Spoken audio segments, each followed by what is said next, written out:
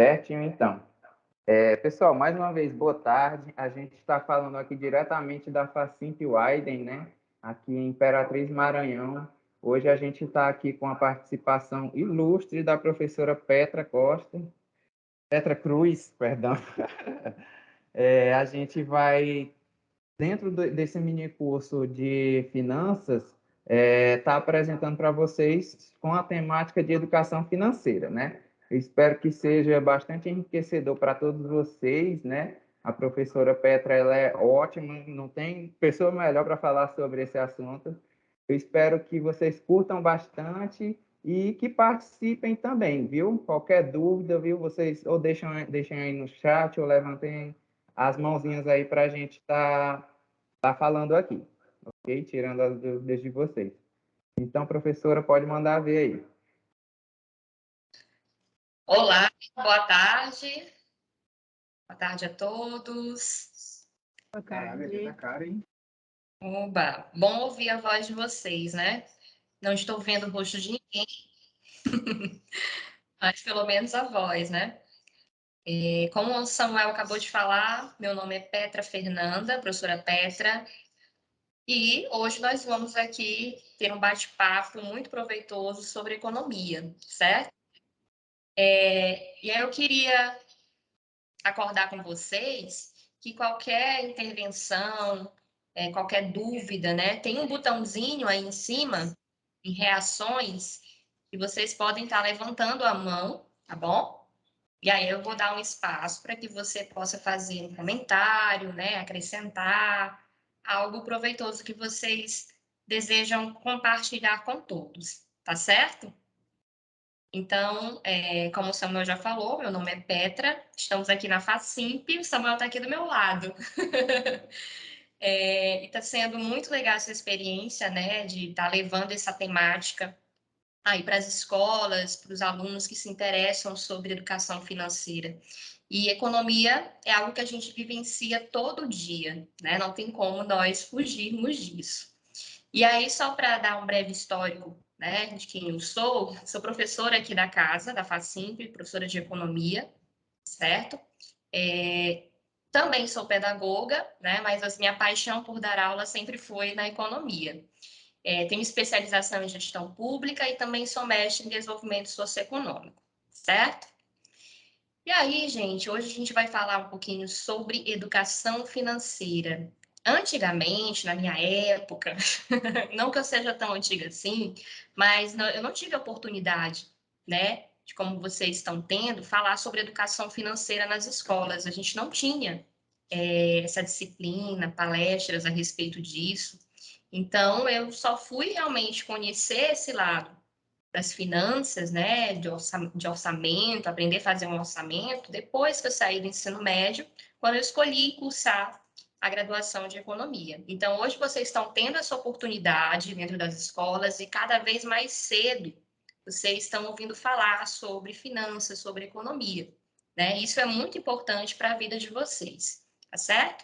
Agora eu quero que vocês me digam se estão conseguindo visualizar aí a apresentação que eu estou compartilhando com vocês. Me deem um feedback. Sim? Estão com medo de apertar o microfone? Tá sim, Petra. Ótimo. Beleza. Perguntei para ver se alguém, né, fala aí comigo. Olha, gente. Então, vamos falar um pouquinho hoje sobre educação financeira, né? Educação financeira começa aí com a economia doméstica.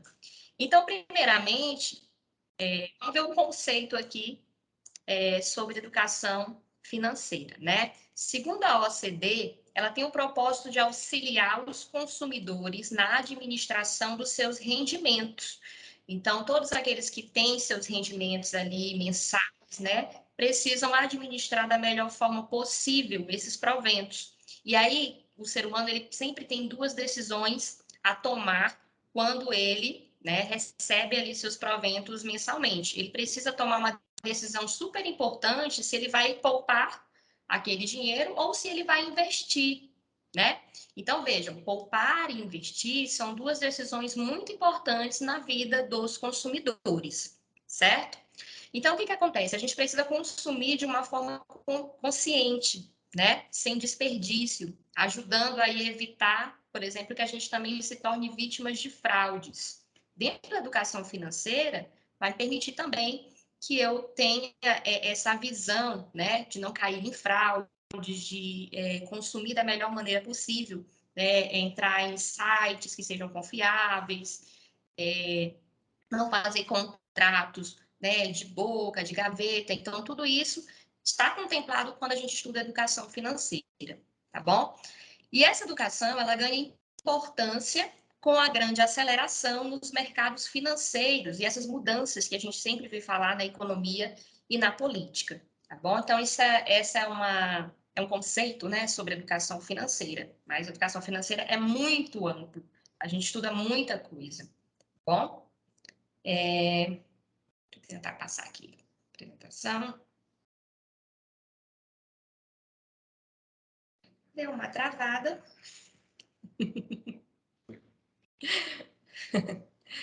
Só um instante, gente.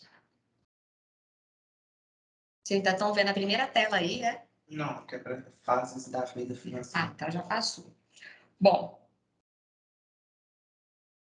dentro da nossa vida, né? Eu digo assim, desde quando a gente começa a ingressar no mercado de trabalho até a nossa idade de aposentadoria, a gente passa por diversas situações, né? Situações de desemprego, por exemplo, que é uma coisa que deixa muitas pessoas e muitas famílias aflitas, né? Então, a gente tem diversas fases na nossa vida financeira.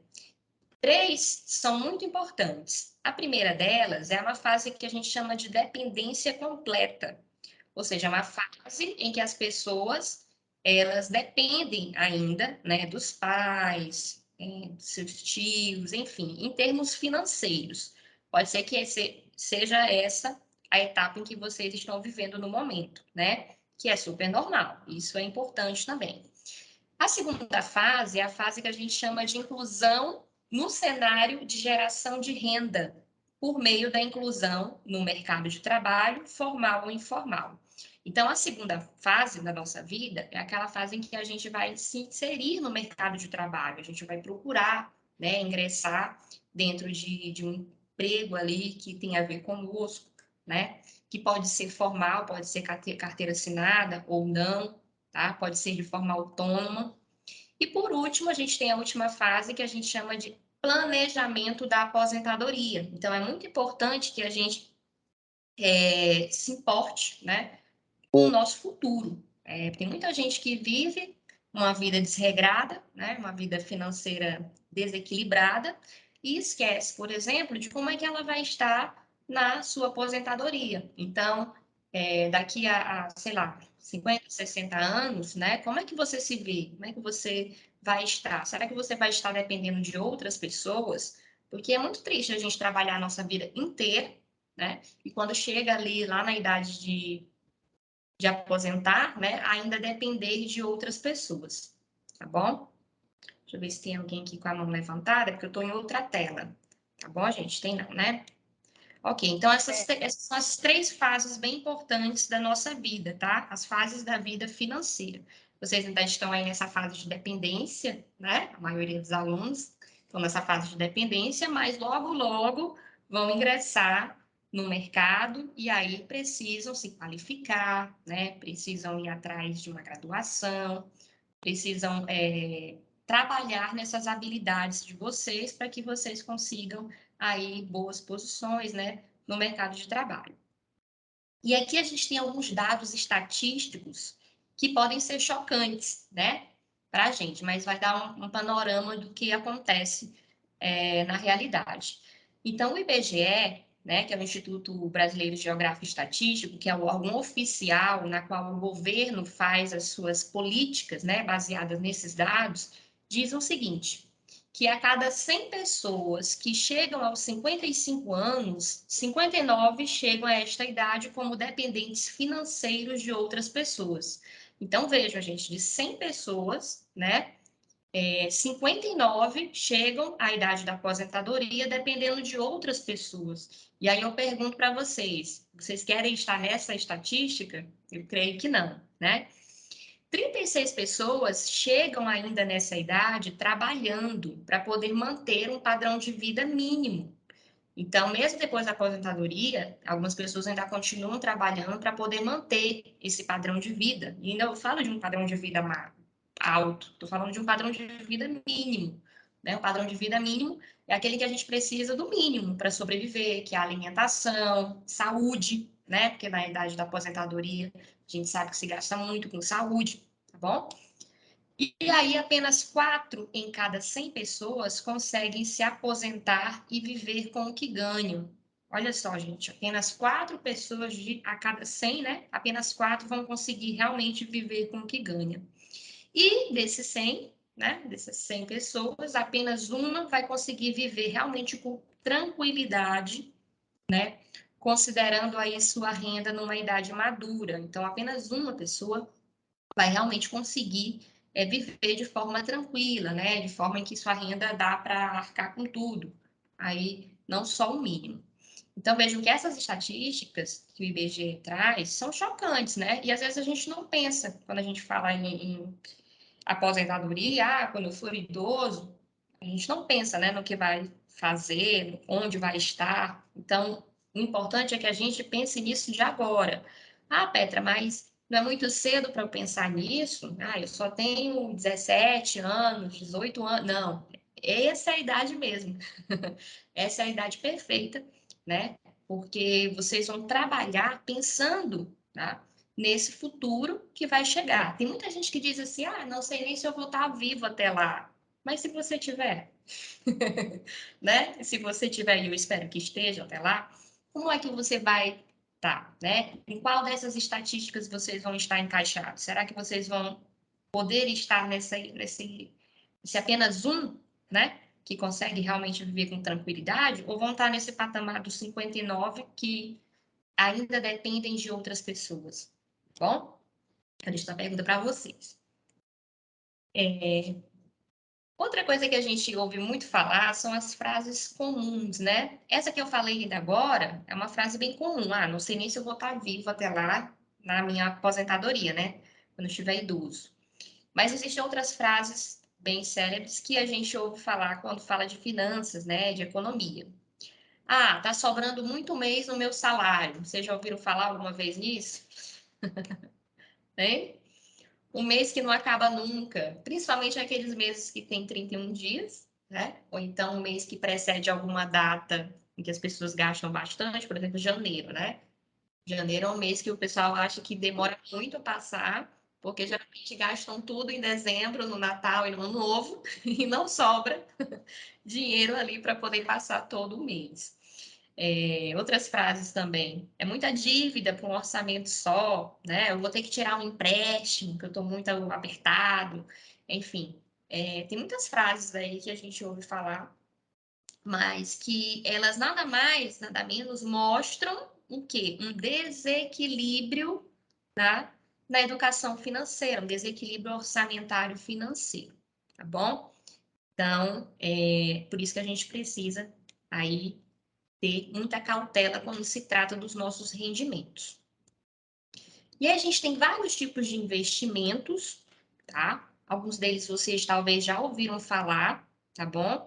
Aqui tem alguns dos investimentos mais comuns do mercado financeiro, que são as aplicações financeiras, são os fundos, as ações, a renda fixa, debêntures, os títulos públicos e a poupança, né? Não sei se vocês já ouviram falar de alguns desses, mas principalmente a poupança já, né? A poupança a gente sabe que é um tipo de investimento, mas também não rende muito, né? Não é um dos melhores tipos de investimento. Mas a grande maioria dos brasileiros ainda acabam deixando seu dinheiro na poupança por desconhecer outras formas de investimento no mercado financeiro que são muito mais proveitosas.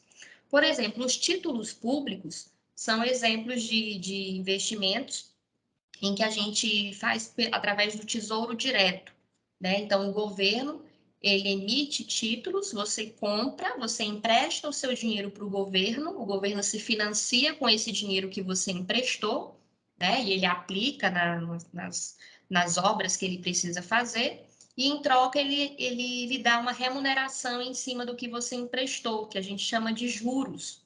Então, você empresta seu dinheiro, pode ser por 10, por 20 anos para o governo, e depois de 20 anos, por exemplo, dependendo do tempo que você deixou o seu dinheirinho lá, o governo lhe dá aquilo de volta, acrescido de juros. Então, é um tipo de investimento, também muito conhecido.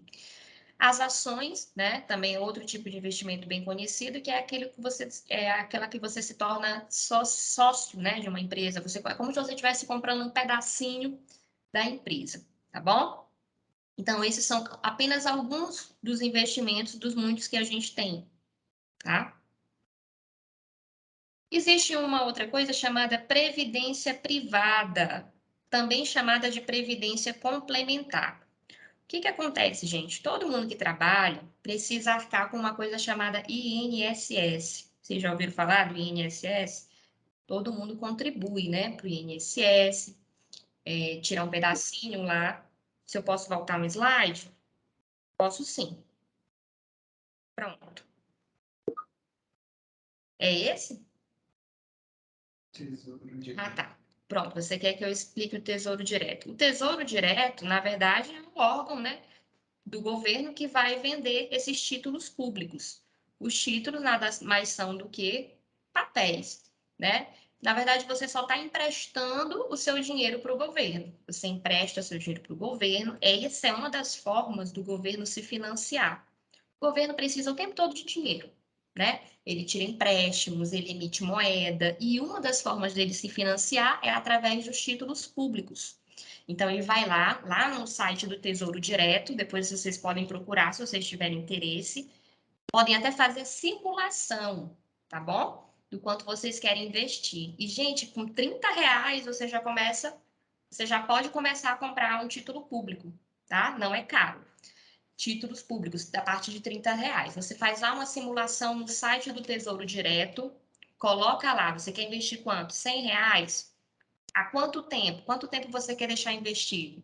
Tantos anos. Aí lá já lhe dá até mais ou menos a perspectiva de quanto você vai receber. É um empréstimo, você vai receber os seus R$ 100 acrescido de juros depois de 10, dependendo do tempo que você quiser deixar, 5 anos, pode também ter curto prazo, médio prazo ou longo prazo, tá bom? Basta abrir o site do Tesouro Direto, tá bom? Que vocês vão achar aí esses títulos públicos, esses papéis públicos, que nada mais são do que empréstimos que a gente concede ao governo, tá bom?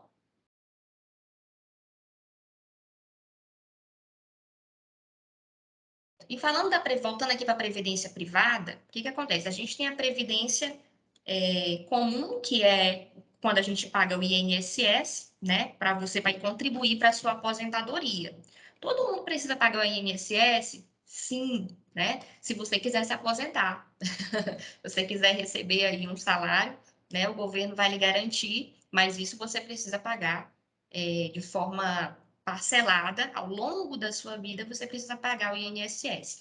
Tem muita gente que não paga o INSS, e aí, quando chega perto da aposentadoria, quer se aposentar. Aí o governo vai dizer o seguinte: olha, você não contribuiu, você deixou de contribuir durante 20 anos. Aí o que acontece? A pessoa não vai conseguir se aposentar. Aí tem algumas pessoas que querem pagar aquele dinheiro todo de uma vez e o governo não aceita, né? Então, é por isso que é importante você, por exemplo, estou trabalhando de forma autônoma, não trabalho de forma empregado com carteira assinada numa empresa, mas mesmo assim você precisa reservar um valor, pagar seu INSS para garantir, né, essa aposentadoria aí na idade correta. E fora essa previdência, a gente tem uma outra, que é a complementar, ou a privada. Então, se eu posso pagar essa, né, do INSS, do governo, e posso pagar também uma privada por fora. Ou seja, quando eu for me aposentar, em vez de eu ter só uma aposentadoria pelo governo, eu vou ter duas, né? Porque eu paguei também uma complementar, uma previdência privada, certo? Por exemplo, o Banco do Brasil, os funcionários do Banco do Brasil têm uma previdência privada, os funcionários da Caixa têm uma previdência privada, né? Então, cada organização, cada empresa, ela pode também ter o seu programa de previdência privada e os funcionários vão aderir, né, a essa previdência. Então, tudo isso, gente, são formas de investir pensando no futuro, tá? Pensando no futuro. Então, como eu falei para vocês, tem muita gente que esquece de arrecadar, né, o seu INSS, de pagar o INSS, e aí quando chega lá na idade da aposentadoria, tem muito problema, porque ela não vai conseguir se aposentar, tá bom? E o governo não vai aceitar que ela pague tudo o que deve de uma vez, porque o INSS ele é pago de forma parcelada. Então, se você trabalhou 35 anos, por 40 anos, é 40 anos de contribuição que você tem que ter no INSS, certo? Estou utilizando direto, né? Falei para ele. Conceito de orçamento. Gente, o que é um orçamento? O orçamento é um instrumento que vai nos ajudar, tá, a gerenciar os nossos recursos. Então, nada mais é do que um plano. E nesse orçamento eu vou colocar tudo. Vai ser uma análise, tá? E aí eu vou colocar as minhas receitas de um lado e vou colocar no outro as minhas despesas, tá? As receitas, tudo aquilo que entra no caixa. As despesas é tudo aquilo que eu vou ter de gastos, né? Gastos que eu tenho aí mensais, tá? E até diários também. Então, a partir desse momento, a gente vai inserir uma variável muito importante no orçamento. Então, veja só, o orçamento não é só receita e despesa. É uma outra variável também muito importante que a gente chama de poupar, tá bom? Então, poupar é muito importante. Importante por quê? Para que a gente possa realizar os nossos sonhos. O sonho da aposentadoria, né? É um sonho de longo prazo. 10 motivos para que a gente possa, para se ter um orçamento. Primeiro, com um orçamento, se você faz um orçamento, você consegue saber qual é o alcance real, né, da sua renda. Ah, eu ganho R$ 1.000. Ah, eu ganho R$ 2.000. O alcance da sua renda mensal, eu não posso ganhar R$ 2.000 e gastar 5.000, né? Tem muita gente que faz isso, mas não é o correto. Então, você precisa saber qual é o alcance da sua renda para que você não cause desequilíbrio para a sua vida financeira, tá bom? Vai evitar também que você assuma dívidas que você não pode pagar, tá? Ah, eu ganho R$ 1.000. Eu quero comprar algo de R$ 10.000. Ah, é só parcelar. Tem muita gente que fala isso, né? Aí você parcela várias coisas, várias coisas, várias coisas, quando pensa que não, você não dá conta de pagar aquele cartão, porque vai somando, é uma parcelinha de uma parcelinha de outra coisa, enfim, vai virando uma bola de neve, né? Então, se você quer algo, o importante é você poupar antes de você comprar, né? E não sofrer com imediatismo. Porque o que acontece? As pessoas sofrem muito com imediatismo, né? Ah, eu quero agora. Será que você precisa disso agora?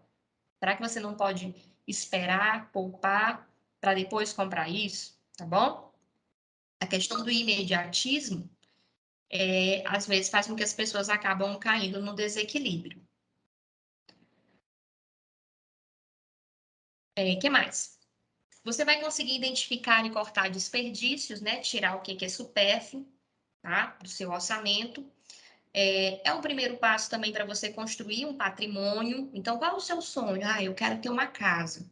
Beleza, você quer comprar a sua casa. Com quantos anos você quer ter sua casa? Com 30 anos? Então, se é com 30 anos que você quer ter um patrimônio, comece a trabalhar e a poupar a partir de hoje, tá bom? Porque as pessoas acham, adolescentes também, né? Acham que quando chegar nos 25 anos já vai ter tudo, né? Já vai ter casa, carro, enfim. E às vezes isso não acontece, mas pode acontecer se você começar a pensar nisso hoje. Então você precisa começar a construir o patrimônio de já, tá bom?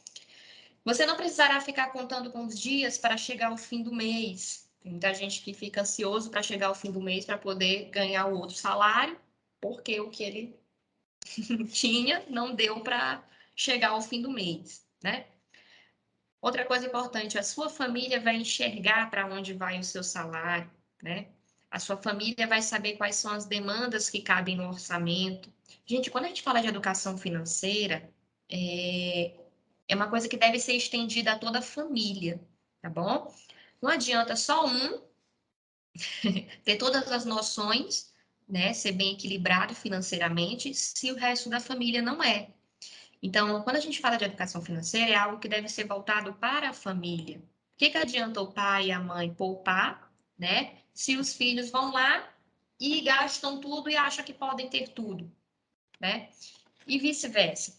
Então, é necessário que a família toda se envolva nessa questão da educação financeira, tá bom? E, claro, devem ser priorizados todos os sonhos. Todos os sonhos devem ser priorizados, desde as crianças, né, até os adultos. Seu filho aprenderá com o seu exemplo a ser um adulto financeiramente responsável. O que acontece, gente? A questão do exemplo é extremamente importante, né? Porque nós somos reflexos dos nossos pais, dos nossos responsáveis. Então, geralmente, se a gente tem uma situação de desequilíbrio financeiro na nossa família, a gente tende a perpetuar essa característica. Mas se vocês têm, né, vocês precisam romper com isso, romper no sentido de que vocês precisam se reeducar, né? E com essa reeducação financeira, quem sabe vocês possam até ajudar as pessoas e as famílias de vocês, tá bom? Sua produtividade no trabalho tende a aumentar sem aflições financeiras. Gente, trabalhar sabendo que tem uma dívida é horrível. Você vai para o serviço pensando no boleto que tem que pagar, pensando na dívida que tem que pagar, e aí com isso você não consegue se concentrar, não consegue trabalhar direito, e você fica muito aflito. Então, ter um equilíbrio financeiro é importante, inclusive, para aumentar a produtividade no seu trabalho, tá? E por último, você vai conseguir criar um plano de investimento para poder manter seu padrão de vida durante a aposentadoria. Então, gente, você tem um padrão de vida, tá? Dos seus 20 aos seus 50 anos, você tem um padrão de vida. E aí, quando você se aposentar, você vai querer também manter o mesmo padrão de vida. Olha, se você teve aquele mesmo padrão de vida a vida inteira, quando você chega na aposentadoria, você também vai querer manter aquilo, né? Mas para manter aquilo, você precisa trabalhar muito, investir, né, da forma correta, poupar, para que na velhice você não possa sofrer aí algumas aflições, principalmente na questão da saúde, porque quando a gente é idoso, não que eu seja idosa, mas eu tenho os meus pais idosos e eu sei o quanto custa, por exemplo, um plano de saúde para o idoso. É muito caro, né, gente? É muito caro. Então, se você quer manter um padrão de vida para sua aposentadoria, você precisa começar a pensar nisso de já, certo? Então, como é que eu vou trabalhar o meu orçamento? Vamos lá. Primeiro de tudo, a gente deve considerar o que a gente chama de salário líquido, tá bom? O que é o salário líquido? Salário líquido é aquele que você recebe realmente o que cai na conta lá, depois que você pagou o INSS, né, que você pagou o imposto de renda, que você pagou todos os impostos aí que o governo retira do seu salário, tá bom? O salário líquido é aquele que realmente você vai contar, tá? É com aquele salário ali que você pode fazer as suas despesas. O que acontece? Quando você receber esses proventos, você vai fixar um percentual, tá bom? Daquele valor para poder investir. Qual é esse percentual? O ideal é que ele seja entre 10% a 30% da sua renda mensal, certo? Então, R$ 1.000 aí, vou tirar, né? Vou tirar 100 para poder investir, tá bom? Então, o ideal é que seja de 10% a 30%, certo? Depois, fazer uma análise dos gastos fixos. Quais são os gastos fixos? Aqueles que são indispensáveis à manutenção da rotina familiar. O que é um gasto fixo? Gente, é aquele que eu não posso tirar de jeito nenhum, né? Então, por exemplo, se for um aluguel, né?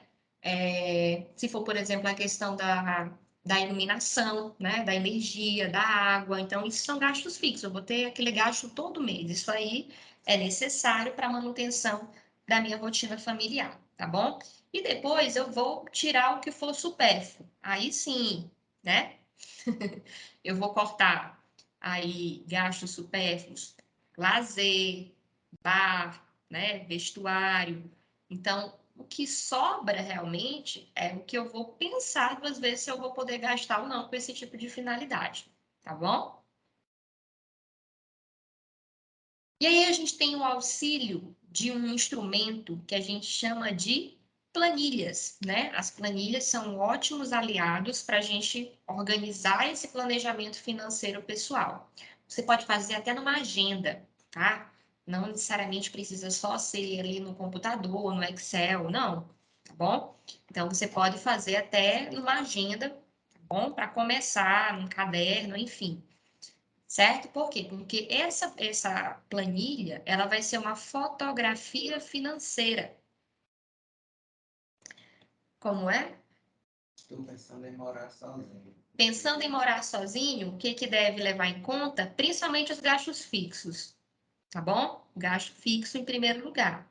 Então, se você vai morar sozinho, você já tem qual é o local? É alugado? Não. Então, o preço do aluguel já é uma coisa fixa que você não vai conseguir tirar, né? Aluguel, alimentação, energia, água, exato. E cuidado com a questão da alimentação, porque a alimentação é algo que pode variar bastante, dependendo do ritmo que você vai ter de trabalho, né? Geralmente onde você vai comer? Você vai comer fora? Você vai comer em casa, né? Dá tempo de ir em casa comer? Como é que você vai fazer? Leva comida? Enfim, o gasto com alimentação ele pode variar bastante, mas é algo que você pode economizar também se você tiver um certo controle, né? Tem gente que tem preguiça de fazer a comida, arrumar a comidinha e levar para o serviço, mas isso dá uma economia muito grande no final do mês. Você parar de ficar comendo o tempo todo fora, né? Levar a sua comida e até mais saudável também, certo? Então, os gastos fixos, tá certo? É o que deve ser levado em conta, principalmente quando você vai morar só. Até porque, quando você vai morar só, a despesa é toda sua. Você não vai dividir com ninguém, né? Aluguel é todo seu, tá? Gasto com energia é todo seu. Então, é só você mesmo que vai arcar com aquilo. Olha, gente, aqui tem um exemplo de uma planilha, tá? Só para que vocês tenham uma ideia de como vocês podem fazer isso no caderno, enfim, uma agenda, tá? Ou até mesmo num programa mais específico, como, por exemplo, o Excel no computador. Aqui a gente vai ter as despesas com moradia, né? Olha aí, ó, conta de água, conta de luz, telefone fixo não, que a gente já quase ninguém mais usa telefone fixo, mas usa o celular, né? As compras do mercado. Aqui não tem aluguel, mas aí você também colocaria o gasto com o seu aluguel, tá bom? Quem tem veículo, aí tem que se ligar porque o veículo tem inúmeras coisas para se pagar, né? O IPVA, o seguro, a gasolina, e ali também de vez em quando uma manutenção, né, do carro. Outras despesas diversas, gastos com condomínio, IPTU. Aí tem algumas outras coisas mais supérfluas, como por exemplo as festas, bares e restaurantes, cinema, higiene pessoal, enfim. Também temos algumas despesas na área da educação, né? E aí, por último, lá embaixo, observem que tem aqui a poupança e investimento. Então, a poupança é 10% dos seus rendimentos, dos rendimentos líquidos, tá? Aqui você vai colocar em cima os valores líquidos a receber e lá embaixo você vai tirar 10% desses rendimentos para poder guardar como na poupança, tá? Na poupança ou outros tipos de investimento também. E temos também uma outra coisa que a gente chama de reserva da salvação. Olha só, o que que é isso? É outra coisa, né? Por quê? Porque a gente precisa ter uma reserva para casos emergenciais, tá bom? A poupança ali não é essa reserva de emergência. A poupança aqui é para que eu possa fazer investimentos, tá? E realizar os meus sonhos. Sonhos de médio, de curto e de longo prazo. A reserva não, a reserva ela vai atuar num momento específico. Então, inúmeras coisas podem acontecer. Você pode ficar doente, né? A casa pode pegar fogo, um incêndio, você pode simplesmente do nada ficar desempregado. Então, a reserva ela vai atuar nesses momentos em que você pode ter um contratempo, tá bom? Então, preciso reservar a poupança e preciso ter uma outra reserva de emergência, certo? E aqui eu vou mostrar para vocês uma metodologia. Isso mesmo. A reserva de salvação é a mesma reserva de emergência, tá bom?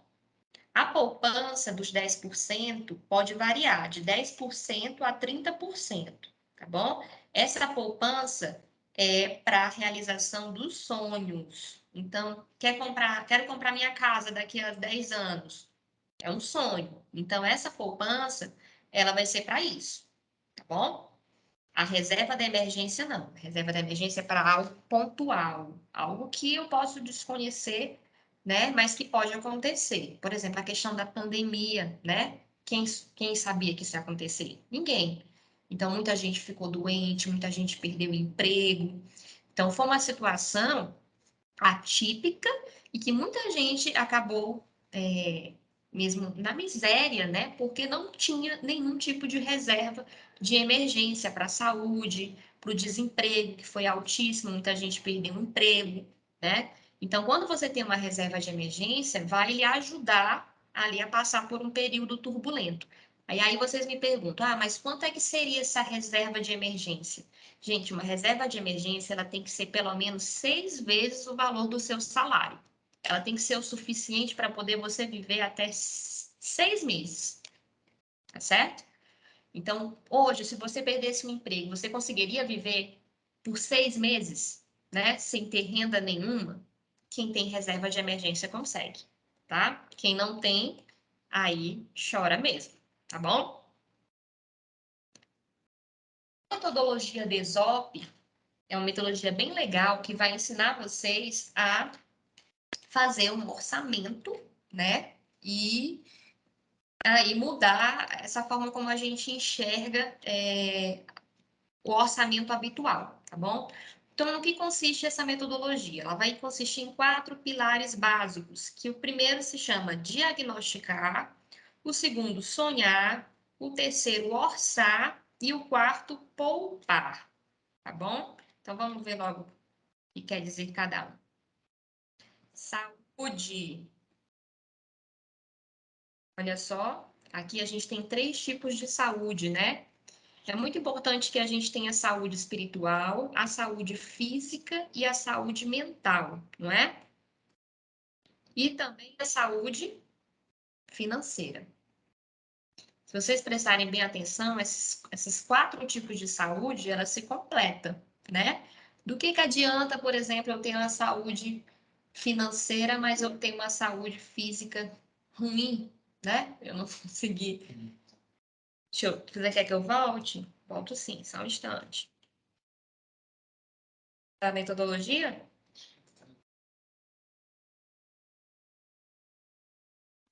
Pronto? Tirou? Vou passar. Beleza. Então, observem aí, né? A saúde mental também extremamente importante, né, gente? Porque que adianta, às vezes, eu ter dinheiro também e não ter saúde mental, né? Saúde espiritual também é muito importante. Então, vejo que a gente precisa trabalhar aí os 4 tipos de saúde, tá bom? Não só pensar em dinheiro, dinheiro, dinheiro. Não adianta eu só focar também em dinheiro, tá? E esquecer o resto das saúdes aí que eu preciso. O sucesso profissional é bom, é maravilhoso, mas ele depende primeiramente das minhas escolhas, né? Eu fazer as escolhas corretas. Depois, a atitude, eu preciso da atitude, ter disciplina e perseverança. Você às vezes até pode ter a motivação de começar, né? Eu quero investir. Maravilhoso. Então vamos começar a estudar sobre investimento. Tem que estudar aí sobre investimento em renda, saber qual que é renda fixa, saber o que é renda variável, tá bom? Começar a estudar os tipos de investimento. Só que eu não posso deixar isso morrer. Num primeiro momento, eu posso ter a motivação. A motivação é aquilo que nos impulsiona a começar algo, não é? Quando a gente quer começar algo, a gente está super assim ativa. Eu decidi que eu vou fazer isso. Eu tive uma escolha. Eu agora vou atuar nisso. Poxa, foi uma escolha bacana que eu tomei. E eu vou ter atitude inicial motivada, né? A motivação é a primeira coisa. Só que a gente não consegue ter motivação o tempo inteiro. A gente não acorda todo dia motivado, tá bom? Então, o que vai permitir que eu tenha sucesso realmente é a disciplina. Então, eu preciso fazer aquilo mesmo que eu acorde sem motivação. A disciplina são as ações constantes. A disciplina é isso, é você fazer. Você não sabe que tem que ir para a escola todo dia? Você vai mesmo sem querer, isso é uma disciplina. Você tem disciplina, você tem constância nessa ação, porque você sabe que isso vai lhe trazer sucesso profissional, tá bom? E ter perseverança. Aqui é uma situação de uma empresa, né, onde foi pesquisado e nessa pesquisa mostrou a situação financeira das pessoas. 51% dessas pessoas, elas estavam endividadas. 39% das pessoas tinham um orçamento equilibrado, né? E apenas 10% dessas pessoas, dessa determinada empresa, realmente investiam, tá? Então, o percentual de pessoas endividadas dentro de uma organização é muito grande. Aqui já foi a situação financeira de uma escola. Então, foi pesquisada a situação financeira dos funcionários dessa escola e mostrou que 93% das pessoas estavam endividadas. 7% realmente tinham um orçamento equilibrado e 0% realmente investiu. Então, é um número extremamente alto aí que a gente tem de endividados. E aí eu vou perguntar para vocês. Se hoje você não mais recebesse o seu ganho mensal, por quanto tempo você acha que conseguiria manter o padrão de vida de vocês? Hum? Talvez os pais de vocês, né? Vocês podem fazer essa pergunta para os pais de vocês também. Se eles deixassem de ganhar o que recebem hoje, por quanto tempo será que eles conseguiriam manter esse mesmo padrão de vida, tá? Como a gente resolve estaria na rua da amargura? Muitos, né, estariam nessa rua da amargura. Então, como é que a gente vai resolver esse problema? A gente vai pedir um aumento de salário? Não, nem sempre o aumento de salário é o que vai resolver esse problema, tá? Trabalhar mais, se conseguir, né? O governo reduzir a carga tributária é uma boa também, né? Menos impostos, sobraria mais dinheiro para a gente. O banco reduzir as taxas de juros também é uma coisa boa, mas será que essas coisas resolveriam realmente esse problema? Será que mesmo assim eu teria reservas para passar por um período de turbulência, tá bom? O caminho, qual é? É ter educação, né? Educação financeira é o caminho para isso. E aí que a gente vai aprender rapidamente a nossa metodologia DESOP, tá, gente? Que é aquela metodologia que eu falei para vocês que consiste em 4 pilares. O pilar é o diagnosticar, sonhar, orçar e poupar, tá bom? Metodologia DESOP. O que é esse diagnosticar? Quando eu vou fazer um diagnóstico, eu vou identificar, tá? Aí eu vou ver, olha só, aqui tem um apontamento de despesas bem básico que vocês podem fazer até no caderno, tá bom? Colocar lá o dia, o valor que gastou e a forma de pagamento. Foi no cartão de débito? Foi no vale-refeição? Foi no dinheiro? Vocês precisam fazer isso aí por 30 dias consecutivos. Ah, preciso fazer isso todo dia? Todo dia. Todo dia você vai pegar e você vai ver o que você gastou, tá? Isso é por dia. Para quem tem ganho fixo, o que é o ganho fixo? É aquele, por exemplo, na carteira de trabalho, que está assinado seu provento lá, né, de maneira fixa. Então, eu ganho 1.400, pronto. 1.400, então eu vou fazer isso por 30 dias consecutivos. Isso quando a gente tem um ganho fixo. Quando a gente tem um ganho variável, que é aquele que pode mudar, né, de mês para mês, pode ter um acréscimo, por exemplo, por conta de um ganho esporádico em vendas, né? Alguma coisa do tipo. Aí eu tenho que fazer isso por 90 dias consecutivos. Mas veja que é bem simples, né? É um apontamento de despesas. Eu só vou colocar o que foi com que eu gastei, né? Ah, lá em cima tem mês de julho. Aí tem os dias, tá bom? E tem os tipos de despesa também. Você também precisa colocar com que você gastou, né? Aí tem dizendo guloseimas. Mas pode ser um lanche, né? Sabe uma coisa que se gasta muito, que as pessoas às vezes nem percebem? Tomar muito cafezinho fora de casa, comprar água fora de casa. Então, são coisas que dá para economizar. Tem muita gente que acaba comprando isso todo dia fora, né? Ao invés de andar ali com a sua garrafinha de água, tomar o café só em casa. Então, tem gastos que você vai começar a perceber que são supérfluos quando você começar a fazer o apontamento disso dentro de um diagnóstico, tá bom? E aí, quando a gente faz o diagnóstico, a gente consegue eliminar por completo os desperdícios, porque você vai olhar, é uma fotografia, né? Uma fotografia financeira, você vai conseguir olhar, eliminar ali o que é supérfluo, você vai reduzir isso, tá? E vai otimizar realmente o que é necessário. Agora, isso aqui é necessário, né? É necessário que eu invista mais em educação, tá? Aí sim, posso gastar mais com isso. Então, nesse diagnóstico, vai lhe permitir ter essa visão. Agora, o segundo pilar é o pilar do sonhar, né? Sonhar, imaginar, idealizar, fantasiar. Nós precisamos ter objetivos e precisamos ter metas, tá bom? Qual o objetivo da vida de vocês? Vocês precisam dizer. Meu objetivo é ter uma clínica veterinária, né? Trabalhar ter uma clínica veterinária. Quais são as metas? A minha meta é lucrar em 50%, ou então crescer, ser a maior da região, enfim, sonhos, né? Os sonhos, eles precisam ter objetivos e precisam ter metas. E as metas, geralmente, elas são quantificáveis. Então, por exemplo, eu quero ser a primeira clínica da região, quero ser a primeira clínica com atendimento específico nessa área da região, né? Algo quantitativo. Preciso registrar pelo menos 3 sonhos, e aí é uma tarefa que fica para vocês, tá? Vou botar os sonhos de vocês aí no papel. O que é interessante? Que vocês tenham pelo menos 3 sonhos. Um sonho de curto prazo, um sonho de médio prazo e um sonho de longo prazo. O que é um sonho de curto prazo? Pode ser algo que vocês queiram comprar, aí adquirir entre de 1 a 2 anos, né? Um médio prazo pode ser aquele de até 5 anos e longo prazo acima disso. Vou dar um exemplo aqui para vocês. Meu sonho, por exemplo, é ter uma bicicleta.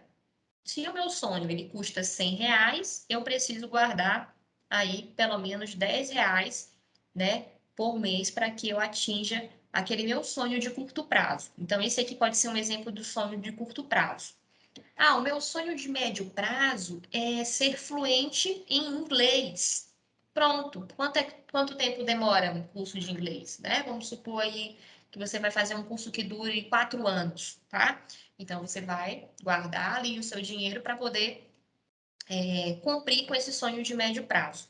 E o sonho de longo prazo? O sonho de longo prazo pode ser uma casa, pode ser, inclusive, pensar na própria aposentadoria de vocês. Então, todo mês eu preciso destinar uma porcentagem do meu dinheiro para os 3 sonhos, tá bom? Então, eu posso destinar, por exemplo, 10% para o sonho de curto prazo, 15% para o médio prazo, 20% para o longo prazo. Pode ser algo que eu coloque dessa forma, tá bom? Isso se você quiser botar os 3 sonhos nesse plano de vocês. Depois que a gente estabelece os sonhos, o que a gente vai entender? Que menos despesas é igual a mais sonhos. Então, quanto menos despesas eu fizer, né, lá naquele meu plano, na primeira parte do diagnosticar, é onde vai me permitir perceber o que eu posso cortar de despesa, tá bom? E aí eu vou entender que quanto menos despesas eu tiver, mais sonhos concretizados eu vou ter, tá bom? E os sonhos mais caros, gente, são aqueles que levam mais tempo. E a gente precisa ter cautela, né? A gente também não precisa ser imediatista e achar que tudo vai acontecer da noite para o dia. Então, quanto mais caro for esse sonho, mais tempo ele vai levar para ser concluído. Então, provavelmente, eu vou ter que destinar uma porcentagem maior, né? Quanto mais caro for aquele sonho. Sei lá, um sonho de vocês a longo prazo pode ser conhecer, fazer uma viagem de 1 mês por toda a Europa, né? Conhecer, sei lá, 20 países. É um sonho caro, né? Então você tem que ter noção de que é um sonho caro, que ele vai levar mais tempo, mas que não é impossível. Isso se você começar a guardar uma porcentagem do seu rendimento a partir de hoje, tá bom? Então tenham, gente, pelo menos 3 sonhos aí de curto, de médio e de longo prazo, tá bom? Por último, a gente tem o orçar. Por último, não, penúltimo. Tem o orçar, que é calcular, fazer estimativas ou orçamento. Então, a gente vai priorizar os sonhos.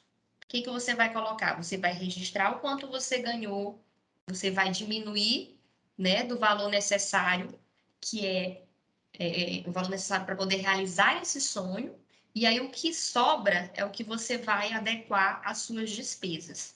Gente, esse é o método correto, tá bom? O método correto é eu primeiro tirar o valor do meu salário líquido, eu tirar uma porcentagem dele para realizar os meus sonhos. E depois, com o que sobra, é que eu tenho que gastar com as minhas despesas. Por quê? O que a maioria das pessoas fazem? A maioria das pessoas fazem isso aqui, ó. Esse aqui é o orçamento financeiro comum. 90% das pessoas agem dessa forma aqui. Como é? Ela ganha, né? Ganha ali o seu provento, tem o seu rendimento mensal. Aí o que ela faz? Na hora que recebe, ela começa a pagar todas as contas, né? Conta de água, de luz, de energia, começa a pagar tudo. Então ela pega o ganho, menos as despesas, e o que sobra, que pode ser um lucro ou pode ser um prejuízo, é o que ela vai gastar com os seus sonhos. Vocês estão percebendo? Não é verdade? Não é assim que a maioria das pessoas fazem? Ganham, tiram o que precisam para gastar com as coisas básicas, né? Os boletos, pagar as contas, e depois o que sobra é o que ela vai realmente, se sobrar, né? Se sobrar, é o que ela vai adequar ali aos seus sonhos. Só que o método correto, né? Se a gente tem educação financeira, a gente não age dessa forma. A gente age como? A gente age assim. Você pega o que você ganha, tá? Você diminui do que você precisa para realizar seus sonhos de curto, médio e longo prazo. E o que sobra é o que você vai pagar, né? Os seus boletos. O que sobra é o que você vai pagar as suas despesas. Água, luz, energia, tá bom? Então, nesse método aqui financeiro de Esopo que eu estou ensinando para vocês, vocês vão aprender a pegar os proventos de vocês, os ganhos de vocês e priorizar quem, gente? Os sonhos, tá bom? Até porque as pessoas trabalham aí a vida inteira e muitas das vezes morrem sem conseguir realizar os sonhos delas. Então, nessa metodologia, você vai começar a priorizar seus sonhos. Afinal, a gente trabalha para isso, também para realizar os nossos sonhos, tá bom? Então, aprendam a receber os seus rendimentos, priorizar os sonhos e depois se readequar a viver com o que sobra. Pagar os boletos, enfim, pagar os gastos fixos que a gente precisa para a nossa vida. Tá bom, gente? Então, priorizar os sonhos. Poupar, né?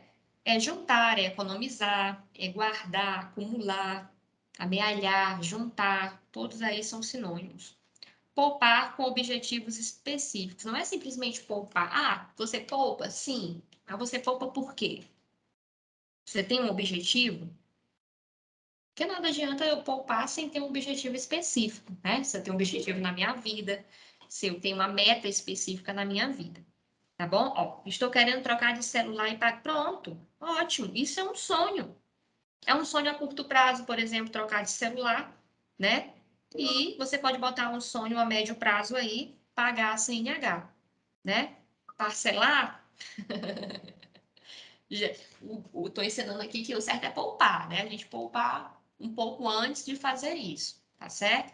Você pode, claro, parcelar, mas aí. Peraí, deixa eu abrir aqui o chat. Deixa eu abrir o chat aqui.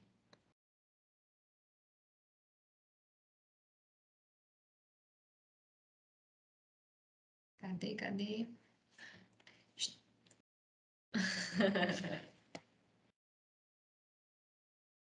O bom é quando a gente junta dinheiro para poder pagar à vista, né?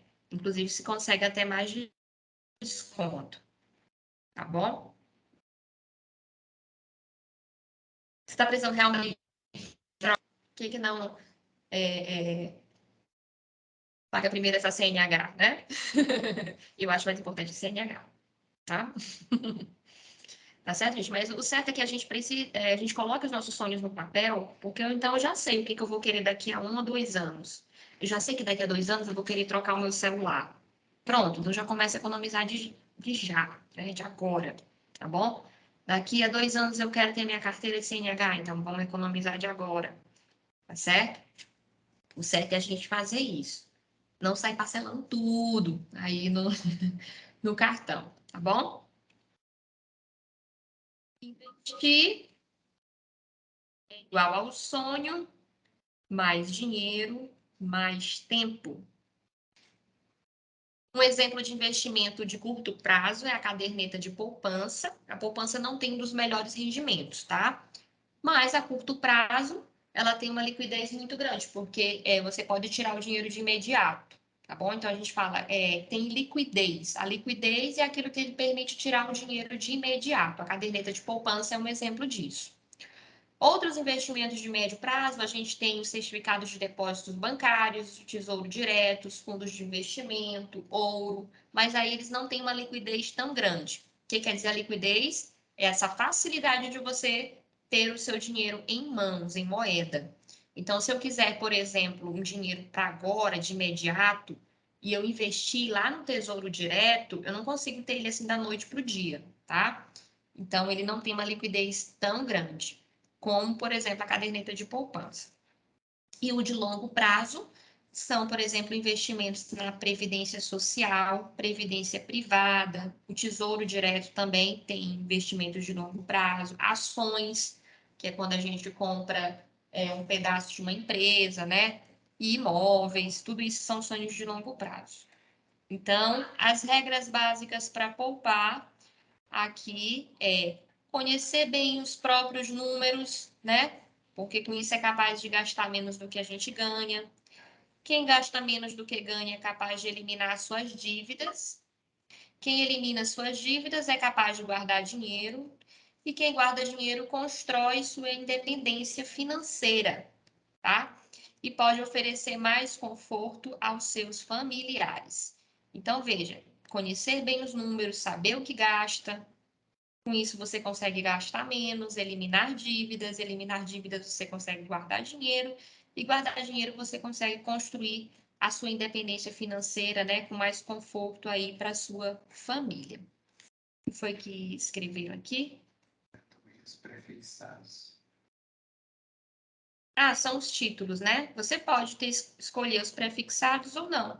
Gente, lá no site do Tesouro Direto, você pode escolher, tá? Ele já dá direitinho para vocês. Os prefixados, geralmente, eles já dão uma previsão de quanto você vai receber, tá bom? É isso. E aqui eu vou deixar, pode ser dos dois, de médio e de longo. Aqui eu vou deixar algumas dicas para melhorar a vida financeira de vocês, né? Preferir usar o dinheiro, preferir ficar em casa, que é o difícil, né? Manter uma lista aí dos 30 dias, fazer uma lista, gente, dos 30 dias, do que todo dia você coloca ali no seu diagnóstico o que você gastou.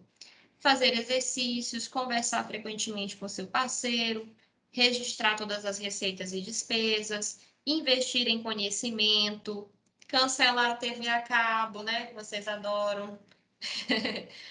Doar, emprestar, pegar emprestado, e encontrar felicidade também na vida e não nos gastos, tá? É claro que eu estou falando aqui de dinheiro, de investimento e tudo mais, mas é como eu falei para vocês, dinheiro não é tudo, né?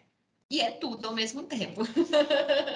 Não é tudo e é tudo ao mesmo tempo. É um paradoxo difícil de entender, mas a gente precisa também viver, né? Viver, ter a saúde mental, né? A saúde física, tudo isso corrobora para que a gente tenha uma vida financeira também saudável, tá bom? Quem não tem parceira, conversa com os amigos, conversa com o pai, com a mãe, com o tio, né? Às vezes a gente acha que só gastar, eu tô triste, eu vou sair para gastar. Não, vai na casa de um amigo, conversar, jogar a conversa fora. É melhor do que sair para gastar, tá bom? Tem muita gente que faz isso, gente, depressão, aquelas doenças, né, que faz a pessoa ficar muito triste enfim, sozinhas, acham que as coisas estão em gastar, né? Vou melhorar gastando. Às vezes a gente melhora apenas conversando com os outros, tá bom?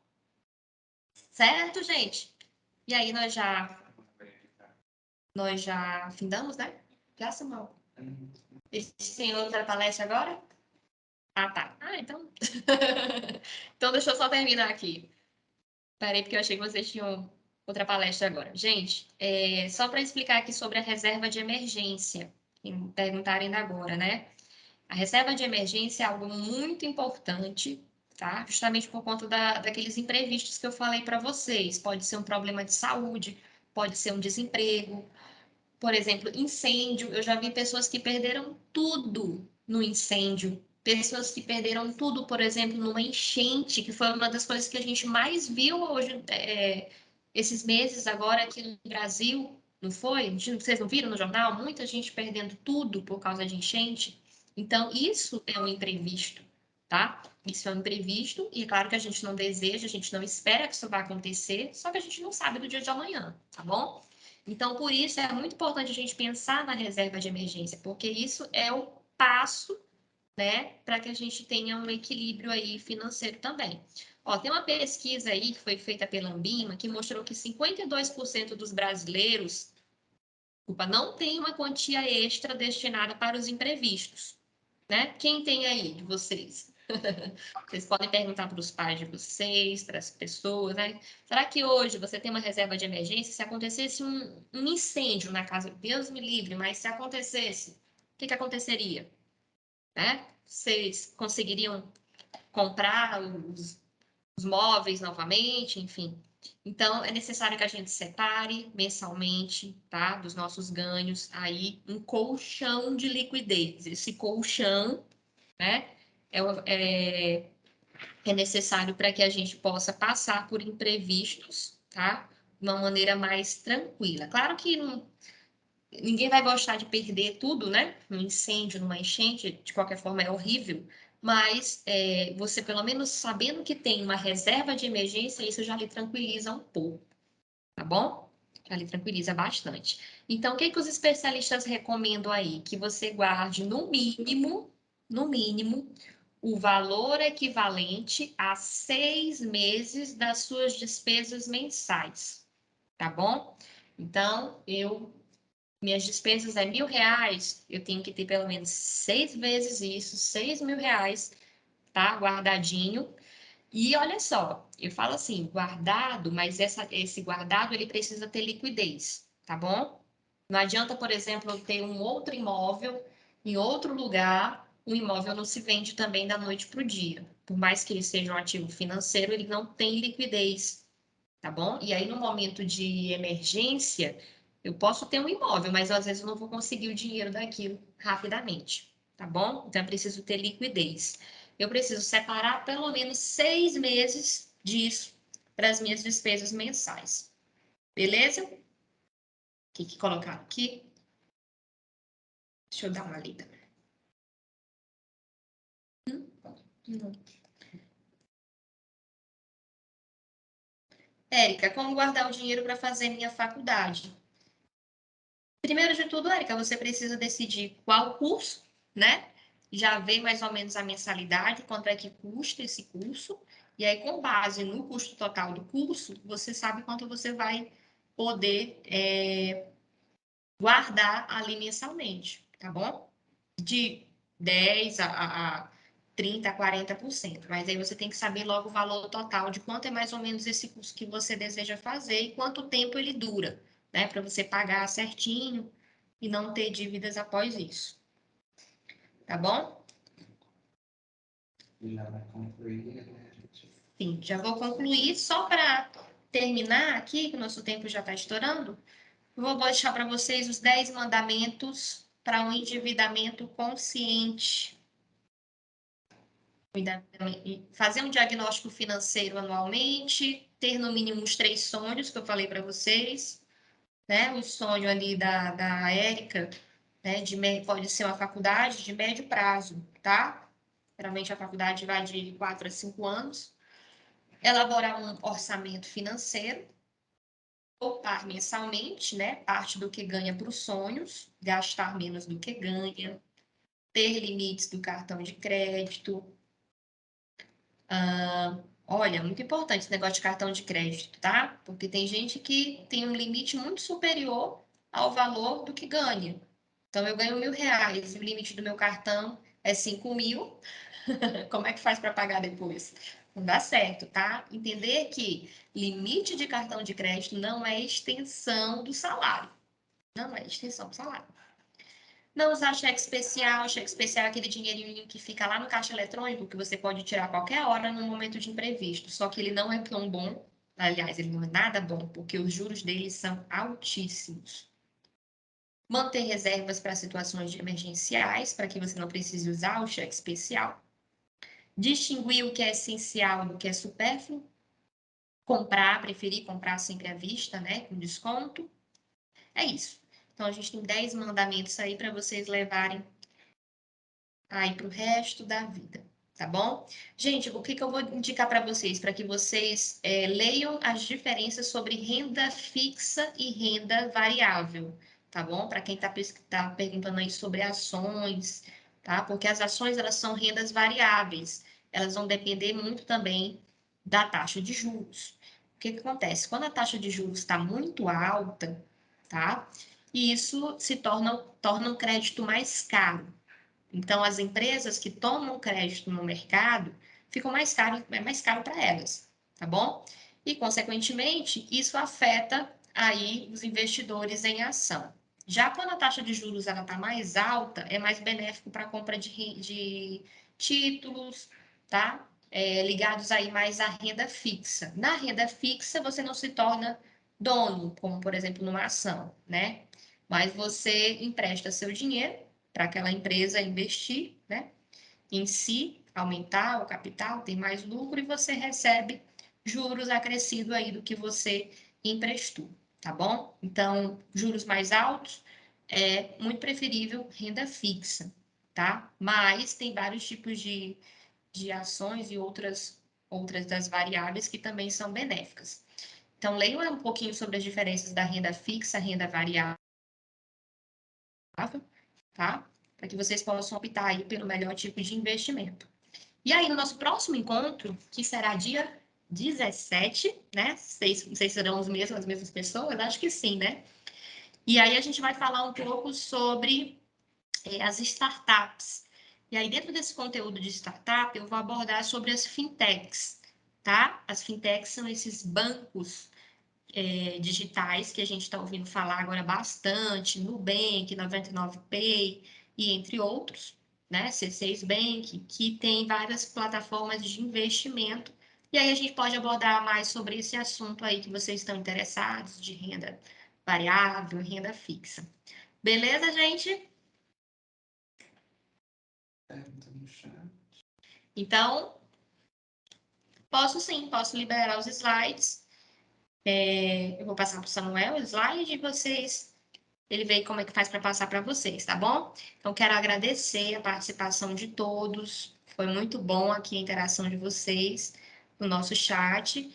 E no nosso próximo encontro, vocês vão falar mesmo, que eu vou pedir para que vocês abram o microfone, né? E interajam aqui. Tá bom, gente? Comigo. O resto dessas perguntas. Não, já foi. Isso daqui eu já vou.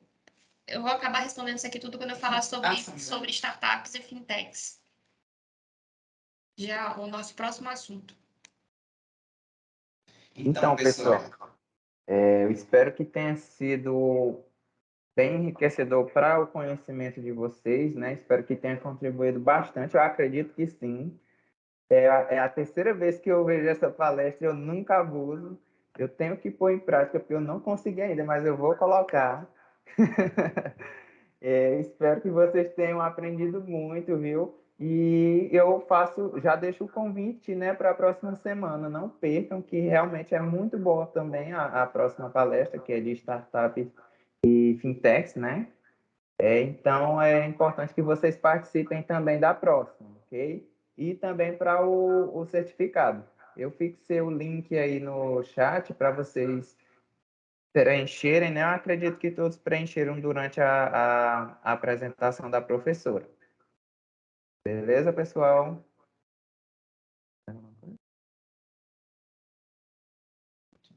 Tchau, gente. Até mais, viu? A gente se encontra dia 17. A gente vai esclarecer todas essas dúvidas que ficou a respeito de renda variável, renda fixa, tá bom? Prometo para vocês. Tenham uma ótima tarde. Tchau, tchau.